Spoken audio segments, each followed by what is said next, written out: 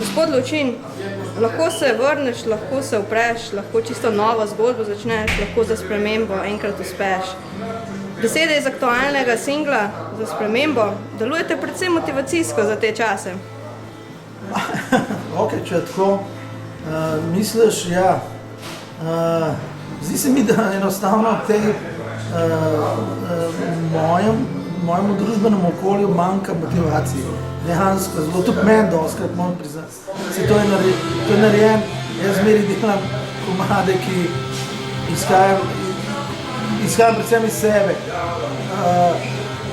Ampak trenutno je res taka situacija, pa nas čako, jaz sem se dostkrat tudi umikal, pa šel na Jamajko, na Karibe. Sicer tukaj sem se tudi umaknil v Belo krajino. V Beli krajini je situacija še tako po svoje še bolj zgoščena. Kar neki tovarn je, ki so dobro delali, so jih pokupili in so potem prenesli proizvodno v druge države, kjer je delovna sila še cenejša. Skratka, situacija je res taka ratala, da bi človek kar izgubil eno upanje lahko. Ma se na koncu bo boljše, ampak jaz zmeri verjamem to, da se treba boriti in da so možnosti, če imaš močno voljo, pa če si navajen se fajtati, kot rečemo v športu. To je to, kakor je političen komad, kakor je oseben komad, je tudi športen. Vse je nekako povezan, jaz dosti iz tega izhajam. Pa dosti izhajam iz tega, da sem mogel za vse na svet boriti, tudi za punce. Sami pravite, da svojih tekstov ne razlagate, pač da jih samo pišete.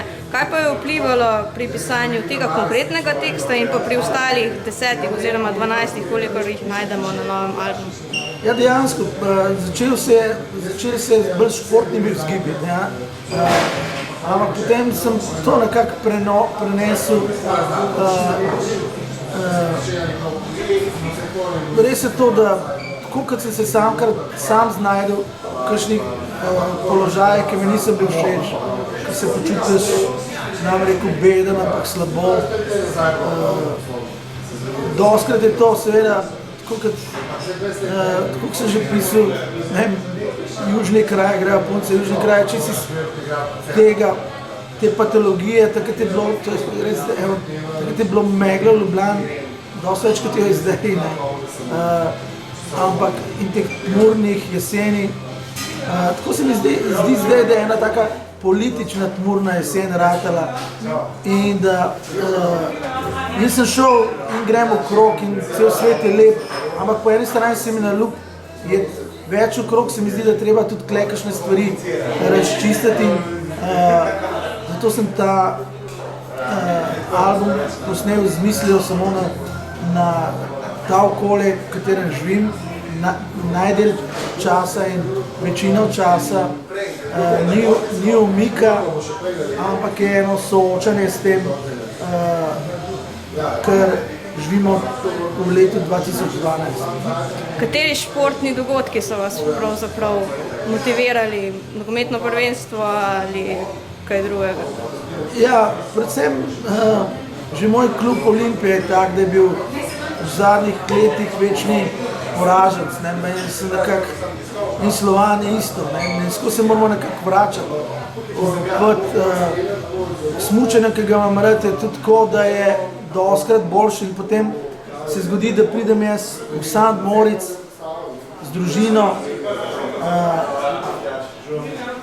v bistvu na povabilo takratnega trenerja na pol tudi in se zgodi, da Tina Maze zmaga v smuku. In to se dogaja. Enostavno je treba v te stvari verjeti. Mi imamo toliko močnih posameznikov, tako smo na en način vsem kvalitetni, jaz mislim. In rock'n'roll je nekaj od tega. Mislim, da je rock'n'roll bil skozi močen pri nas. In na svoj način sem jaz neki hotel, mogoče reči, motivacijskega pa spodbudenja povedati, čeprav me motivacijski profesori zelo motijo. Za nov album ste se v bistvu vrnili v kraj, kjer stoji slavna hiša nasprot sonca, niste odšli na Jamajko. Kaj vas je gnalo nazaj v Belo krajino? Enostavno imam tam dobre prijatelje, odlične prijatelje preko Kolpa je čudovita, Moscontri so lušni.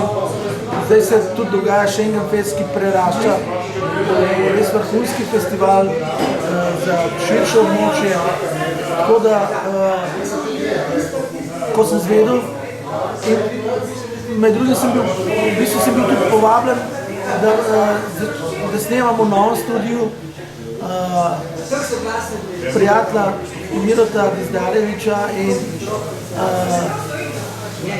skupaj z Milanom Sejetom, ki je rojen Belokranjc, oziroma rojen je, mislim, celo v Nemčiji, ampak belokranjskim staršem in on živi že dolgo leta v Nemčiji, kjer je uspešen producent.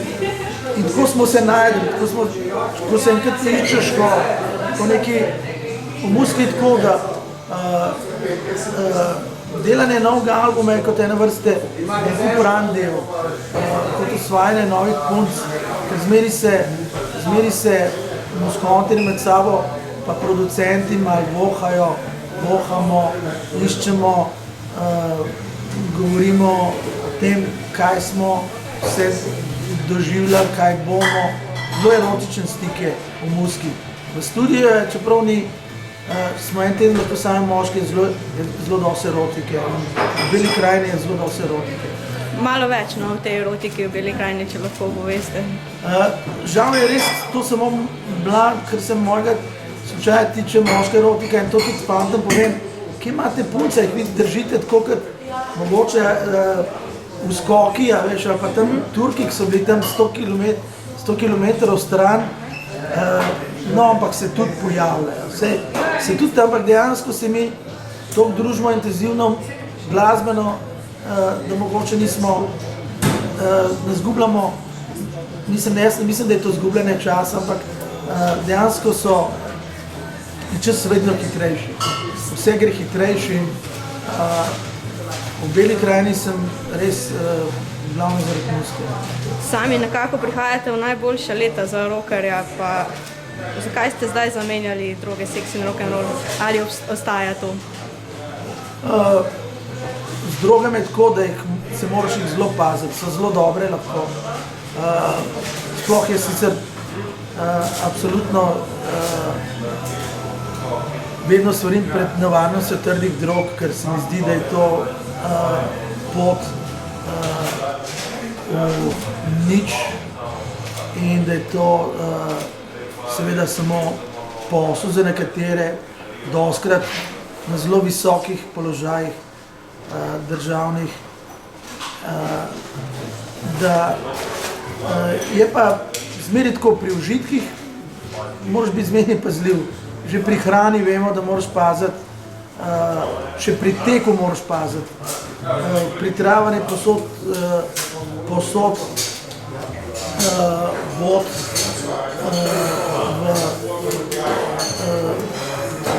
nekam, dam rekel, v bolnico, ampak vod v napačno smer. Tako, jaz bom rekel, nisem daleč od tega, da bi bil zmeri v pravi smeri, kar se tiče čas, sem preveč v vinu. Moram reči, da sem se na faksu, rečemo, v prvem letniku sem dobil eno darilo, ogromno kup trave, 2-3 dni smo jo kadili. In sem rekel, jaz ne bom naredil tega faksa nikoli, če nam dal to razstalo in dal za 2-3 leta čist nekam. In v tistem času, ko sem jaz to razstalo, dal na stran, sem namesto tega, da bi se zapušil, osnovil pankarte in smo bili mogoče na Pelinkovcu in črno vino, ampak tudi tukaj je bilo treba. Zmeri je to, v rock'n'rollu ni, rock'n'roll je zelo taka, bi rekel, gibljiva zadeva, dialektična. Je v polnem izpolnjen in pacu, tle ni kaj, ni enakomernih variant, ampak tako da tudi seksa se treba vrvati. Jaz sem kar bil na 2 klinikah za odvajanje odvisnosti od seksa. Tako da poznam te stvari. Kaj še seks, drugs in rock'n'roll. Bil sem pa na 4 klinikah za odvajanje od rock'n'rolla. To mi pa najmanj rata, ker sem čist pogrnil. To se pravi, zdaj 1 klinika za odvajanje od roke, 2 klinike za odvajanje od seksa in 4 klinike za odvajanje od rock'n'rolla. Ampak še zmeri smo kle. Pogrešate morda kaj čase, ko ste se metali po odru? Jaz se še zmeri mečem po odru. Fizično? Če ste bili na mojih koncertih, mislim, da sem se na predzadnjem koncertu dobesedno metil z odru.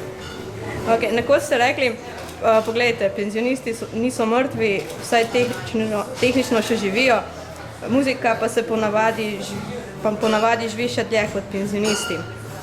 Se morda počutite kaj penzionistate? Se ne moram. Pa ne, da bi me ne mikali v čas, ampak dejansko je, ko si tem, kot sem že rekel, muzika je ne samo snemanje, tudi koncerti, je erotična zadeva in mislim, da je tisto, kar ultimativno, kar mi iščemo v življenju, je erotika. Pravite, da gre absolutno za trši album, ta vaš novi 9. album. In nekako vlečete vzporednice med Jugoslavijo, oziroma takrat, ko so punkarti začenjali in s časom, ki se dogaja zdaj, s tem trenutnim dogajanjem. Se zgodovina ponavlja? Ja, na en drug način se tudi zgodovina ponavlja skozi. Vzponi in padci sledijo. Mislim, da zdaj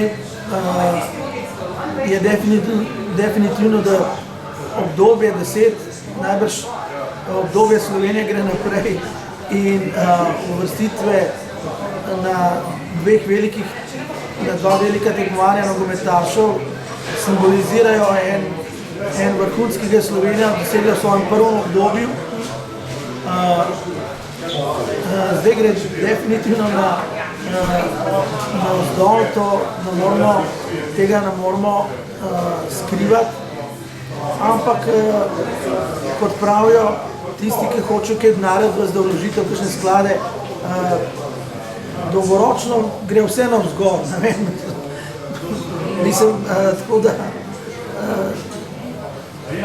jaz bi vsem verjel v to okolje, kakor se ne da,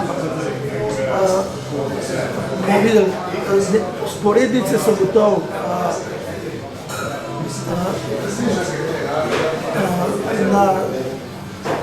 Ena logika in eno pravilo je, da prihaja do dekadence in da veliki rezultati vodijo se ne morejo skozi ponavljati, to so pač pravila in obratno, da po dežju pride sonce, to so vsa ta klasična pravila, ampak pri nas je prišlo zelo hitro do te dekadence, en tak spoj pohlepa, ki je nastal najbolj zato, ker je bilo zaradi socializma, komunizma tog časa ta privatnost nezaželjena, ta privatnost, iniciativa in vse to je bila nezaželjena in potem po svoje razumljiv, da so nekateri ponoreli, marsikdo je ponorel in da končno tudi mediji, ki večno slikajo ene kurčeve kraljice in kralje in kljub temu, da se delajo fine, imajo samo predsednike vlad in vse in ne jebejo nič drugega, če se pravi, in govorijo seveda o velikih ladjah, ko pridejo, o velikih jahtah. Ljudje normalno že izgubijo čas kompas, če so, jaz imam pa samo stanovanje 4-sobno. tle je prišlo pri nas do enega tega temeljnega razkoraka, kaj v življenju fajn, pa kaj ni fajn. In tudi absolutno na tem državnem nivoju to prišlo do tega. In tako da zdaj smo priča nekako enega tega razkroja. Vidimo, da je bilo to celo vsajen v pravno državo, da so pravniki že v štartu se zajevali, ker so bili povezavi s politiki. In zaprav,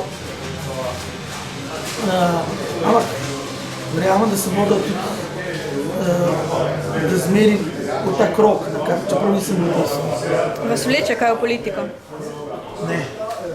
Koliko mislite, da je družbena kritičnost slišana recimo iz vaših besedil? Ali pride še do vaših ciljnih poslušalcev v takšni meri, kot je nekoč? Znajo poslušalci slišati to, kar jim podajate? Ne, mi smo alternativa, absolutno.